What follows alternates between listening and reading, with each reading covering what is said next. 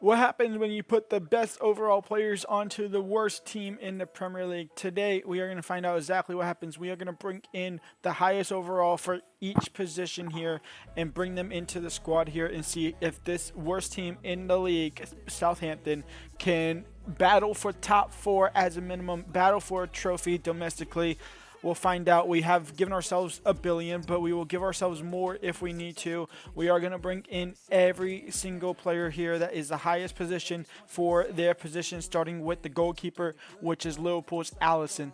And Mr. Alisson comes through the doors over to Southampton from Premier League champion to relegated down to the championship. Mr. Alisson will join for 50 million plus in Ramsdale. I'm going to try and swap the best position of the current club at the moment to make sure that the best player I bring in plays and that EA doesn't try and screw me over. I will make sure they can't screw me over. But Alisson is the first player. Welcome to Southampton.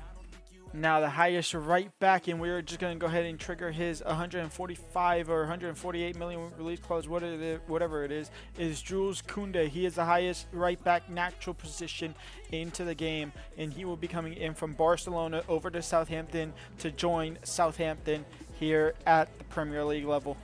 And Jules Koundé comes through the front door. He is our second signing of this best 11 rebuild coming to the squad. Join the manager that's already been sacked already after just getting fired. Jules Koundé coming into Southampton for 150 million sterling. Now the two center backs that we are going to be bringing in is some experience in older side. Going back to Liverpool, we'll be bringing in Virgil van Dijk as the first one, and then the second one will be Antonio Rudiger out of Real Madrid. So both older on the older side of things, but both great center backs, and they'll both be coming into the squad here at Southampton. Virgil van Dijk coming back to Southampton, I believe. I'm pretty sure he was part of Southampton and then went to Liverpool and won the league instantly or something like that. I'm pretty sure Virgil van Dijk was a Southampton player before Liverpoolian. I'm 95% sure that's happened. And Virgil van Dijk walks through the front doors back to Southampton for 93 million plus the youngster and Taylor Harwood-Bellis. Welcome to Southampton. And for his release clause of 109 or 108 million, Antonio Rudiger will come over to Southampton here in the Premier League. 88 overall center back. Welcome to the league. And at left back, we are going over to Italy for AC Milan, aka Milano FC. I do not have the mod on at the moment for the licensing, but Mr. Theo Hernandez will join over from Italy over to Southampton, and that will complete the back four, back five for this team. And so this is how the team is looking so far. We have Alisson in net, Jules Koundé at right back, Rudiger at center back, Virgil van Dijk at center back, and Theo Hernandez as a left back. We need two CDMs, a cam, and then a brand new front three. We will also do a little bit of a bench as well, but those I won't buy. I'll just kind of force them into the squad, to be completely honest, and they won't be the best of the best, but they'll be decent backup options for this team. In the first of the two CDMs coming into the squad, we don't have to go far shopping, not staying in Manchester, but going up to Manchester, shopping for a man who unfortunately tore his ACL in real life, has only just came back with the second to last game of the season here at Manchester City. Mr. Rodri will join Southampton for 100 million plus Matheus Fernandes, a youngster prospect for Southampton. But Rodri comes into the squad. He'll be the first of a two-pairing center defensive mid into the team. And to pair alongside him is Real Madrid, center defensive mid, center mid, right back, right wing. Federico Valverde joins the squad here. Now, I did have to change him from a CM to a CDM, so he goes from an 88 or 87 down to an 86. But it was either him or Kevin De Bruyne, and Federico Valverde is more of a CDM than Kevin De Bruyne is. So we go ahead and bring in Federico Valverde. We suffer the -2 overall on him, and he comes into the Southampton squad for just under 90 million. And the most expensive player that isn't going to be a release clause is this man. Jude Bellingham from Real Madrid will be our cam, a natural cam in the game. And he will come into the squad and be the cam right behind our striker, right in front of our two center defensive midfielders. Welcome to the squad. Welcome to Southampton. Welcome back to England. And shopping back at Liverpool, we bring back Mr. Mohamed Salah. We bring Mohamed Salah to Southampton, a Premier League multi-champion, two-time Premier League champion, will be coming down to Southampton. A man that has just signed a contract extension with Liverpool in real life, while other players like Trent are leaving. Virgil, I believe, is staying for another year at least. Mohamed Salah comes in for 90 or 123 million over from Liverpool back down to Southampton.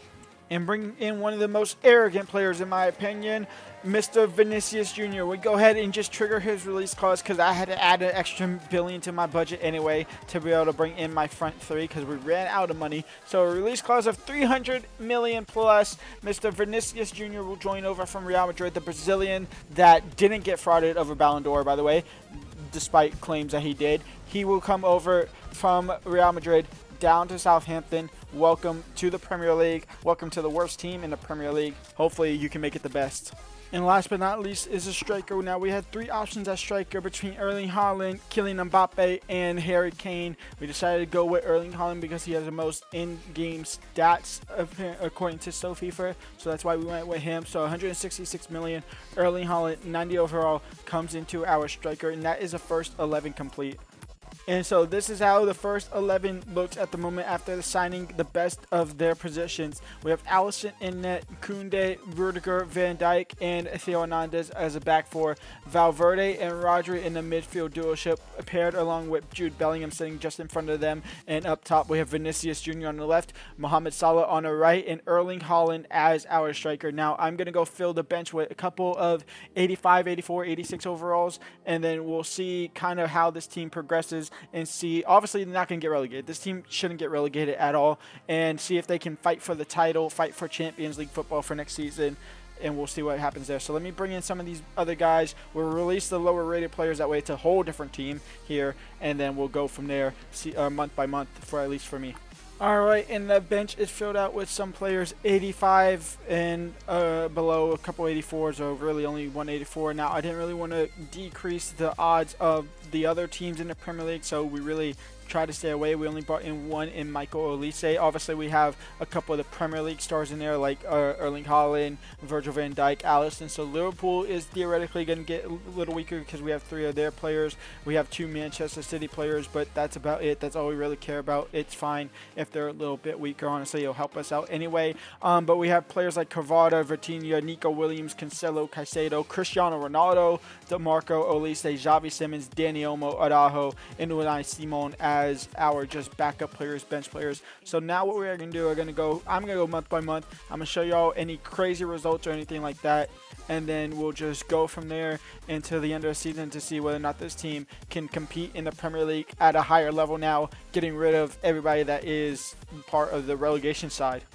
Well, even after the first couple, literally the month of just Premier League action, we're already out of the Carabao Cup. We lose to Stoke City, so a cup run possible there is no longer possible because we lose in the first round, losing against penalties against Stoke City. But other than that, a win against Newcastle, a 4-1 win against Newcastle, could be a statement kind of start of the season. But then back-to-back draws against Nottingham Forest and Brentford kind of puts us back down a little bit to earth. We now have Manchester United as our next games, Ipswich and Brentford, which I expect to win. The big games are going to be like Arsenal, Liverpool, Man City.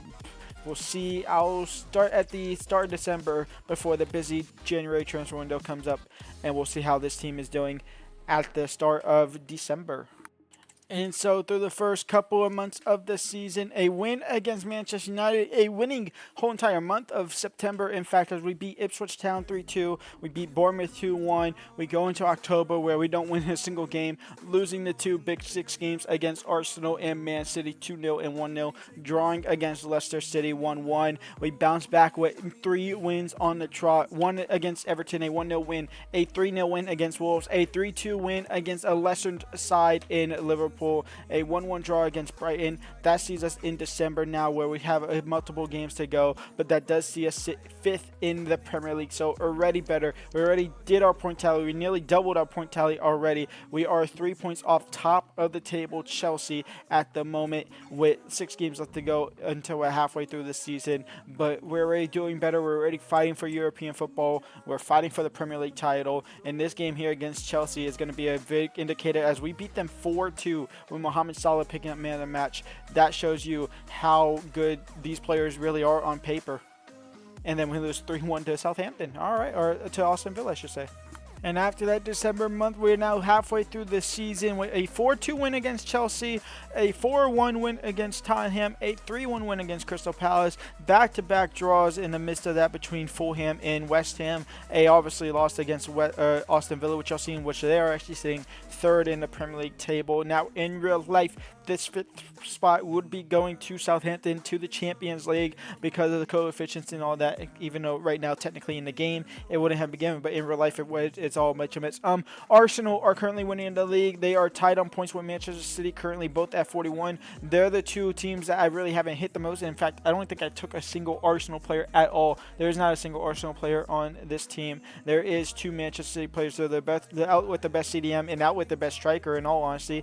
We'll check on the player stats in a second, but we are 4 points behind top four, so we are falling off the top four race. We're obviously kind of falling off the Premier League title race, but we are well better than the relegation race, in which Brentford are currently winningless so far halfway through the season. They have 6 draws but 0 wins. That is interesting. And then Ipswich and Bournemouth. And you can see how much Nottingham Forest are overdoing it in the league, overachieving themselves in the league this season, or at least how much EA thinks they are overachieving in the league, because they are fighting for relegation as well, currently sitting in 17th. So let's go and take a check out of our squad here. Now, there's a real, I don't want to say a real possibility, there's a possibility some of our players might not be playing every single game here. Mohamed Salah definitely is, though. He has 13 goals. Vinicius Jr. has 9 goals. Erling Haaland has 7 goals. Valverde has 3 goals. But yeah, you can see here, Van Dijk hasn't played every single game. In fact, he's missed 1 game. Possible suspension, I could suggest here. In fact, maybe not, because he has 0 yellow cards and 0 red cards. So just game choice there. Jude Bellingham has missed 1 Premier League game because of a red card in the Carabao Cup. That obviously ticked over to Premier League football. He has 2 goals and 3 assists. That is interesting that he has as many goals as Virgil van Dijk. What is also interesting is DeMarco has played 10 games as well. Cristiano Ronaldo has played 3 games in Premier League. He has 1 goal and 1 assist in those 3 games. He's at -3 as well. We'll keep on going, keep on trucking, keep on getting these guys down the line here. We'll obviously start the FA Cup against Preston. I will see y'all at the start of April, where we begin the end of the season stretch here with this Southampton squad, as we look to try and get back to top 4 in the top race battle. And so let's start from January as we get into the later months here. We draw against Brentford. I think y'all seen that right before there. We beat Preston North End in the Cup 4-1. We lose to Manchester United 3-1 on the reverse fixture. We beat Nottingham Forest. We draw to Newcastle after thumping them at the very first game of the season. Into February, we beat Ipswich. We beat Chelsea in the FA Cup. We lose to Bournemouth in the league 3-2. We beat Brighton in the league 3-1. We get heavily demolished by Chelsea in the league 4-1. That's a heavy defeat. We get knocked out of the FA Cup after beating Chelsea. We get knocked out to Oxford United out of the FA Cup in the quarterfinals. No, the round of 16. And then we beat Liverpool back-to-back times, 3-2 there. We draw to Wolves 2-2, which sees us having, 1, 2, 3, 4, 5, 6, 7, 8, 9 games, and 2 against some of the bigger sides there. We sit 7th in the Premier League, so we are falling off a little bit here in the Premier League. We are now 9 points off top spot, so we're still technically in it, but not really in it. We are 9 points off top spot. Manchester City actually have a game in hand. They could go up to 62, which then we will be 11 points behind that. We are 7 points behind top 4, 4 points behind top 5. So at least European football is still on the cards. Maybe not top 4 as much as it was at the end, at the start of January, but definitely still better than what we have been doing, or what this team has done in real life, which was the aim and obviously was always going to happen. Let's be real. And you can see that at the end of the season, we lose to Arsenal 2-0. We lose to Manchester City 2-1. I don't know why I'm saying lose like that. We beat Leicester City 2-1. We draw to Everton 2-2. And then in April, we kind of split it relatively even. 3 wins, 2 draws. A win against Crystal Palace. A win against Aston Villa. A win against Fulham. And then back-to-back, or 2-2 draws against Tottenham and West Ham, both the London clubs there. So at the end of the season, we finished the league in in 7th. Where in real life, hold on, let me do something real quick. Southampton, where are they at in the Premier League?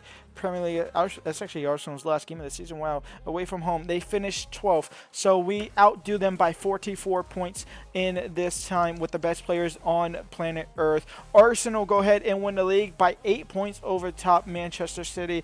Manchester United have a better season in real life. They finished in 3rd with 74 points, tied with Aston Villa. They both get Champions League football. We missed out on Europa League football by 4 points, possibly 3 points as well. And in fact, 7th is Conference League. We actually do finish in a European spot. We finish in the Conference League with Southampton here finishing in 7th. Newcastle finished in 9th. And at the bottom, getting relegated is Brentford, who did eventually win games. They only won 4, but they did manage to pick up a couple of wins. Not enough to keep them safe. Leicester City go ahead and get relegated like they are in real life. And then Everton are going to go ahead and get relegated in this theoretical save as well, where Ipswich actually finished in 14th in this save. So that is interesting to see there. The FA Cup winners is Wolves. They beat Manchester United. The Carabao Cup winners go to Manchester City. So despite not having Erling Haaland and Rodrigo, they go ahead and win the league title 4-3 there against Burnley. The Champions League winner is Real Madrid without Vinicius Jr., without Rudiger. They go ahead and get into the Champions League final where they'll be taking on Portuguese side Sporting Portugal. Eintracht Frankfurt win the Europa League, and then the Conference League, SK Rapid versus Olympique de Marseille. So Marseille in the Conference League final. No Chelsea in the Conference League final, which is interesting. Top goal scorer for us is obviously going to be probably Mohamed Salah or either Erling Haaland, and it is Mohamed Salah with 27 goals. Erling Haaland trailed behind him with 17 goals, and in fact, Mohamed Salah was probably the top goal scorer of the entire league with 25 in the Premier League. Was he the top goal scorer? He was. Second best was Bukayo Saka, who 23, and then Heung-min Son out of Tottenham with 22. So with the best players in world football in their natural positions, Southampton managed to climb from bottom up to top 7, a 44-point swing gap there. There's just a little interesting experiment video here to quickly get it out tomorrow. I'll see y'all on Monday for a proper rebuild of hopefully Manchester United. Until then, leave a like, subscribe, and peace out.